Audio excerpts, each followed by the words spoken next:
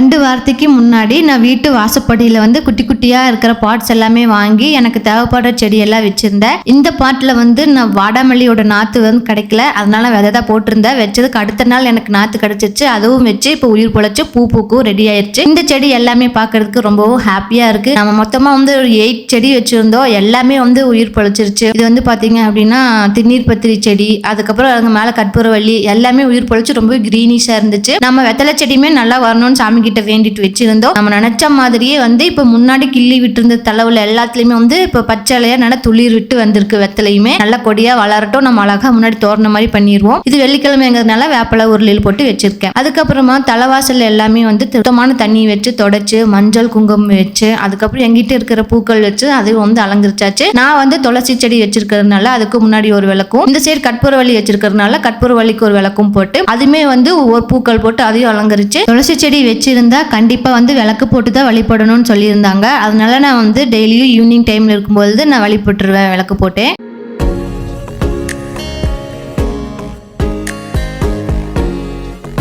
செடிக்கான வழிபாடு எல்லாம் முடிஞ்சதுக்கப்புறம் நம்மளோட தலைவாசல் வழிபாடுக்கு வந்து வந்துட்டேன். டெய்லியுமே வந்து பண்ணலாம், அப்படி இல்லைன்னா கடைசியில் வாரத்தில் ஒரு டைம் வெள்ளிக்கிழமையாச்சு இந்த மாதிரி பண்ணும்போது நம்மளுக்கு வந்து தலைவாசலே வந்து பார்க்கறதுக்கு ஒரு மாதிரி மங்களகரமாகவும் இருக்கும். அதனால நான் வந்து தவறாமல் எல்லா வெள்ளிக்கிழமையும் இந்த ப்ரொசீஜரை தான் வந்து ஃபாலோ பண்ணிட்டு இருப்பேன். நான் வச்சுட்டு இருக்கிறது எல்லாமே வந்து மூலிகை செடி கோமாதா எல்லாம் இருக்கிறதுனால அந்த கற்பூர ஆதாரணையும் வந்து நான் வச்சிருக்கிற எல்லா செடிக்குமே காட்டிடுவேன். சந்திர பகவானையும் மட்டும் ஏன் விடணும்ட்டு சந்திர பகவானைக்கும் காமிச்சிட்டு அப்புறம் துளசி செடியும் நான் தொட்டு வணங்கிட்டு நெக்ஸ்ட் வீட்டுக்குள்ள பூஜை ரூம்ல பூஜை பண்றதுக்கு கிளம்பிட்டேன்.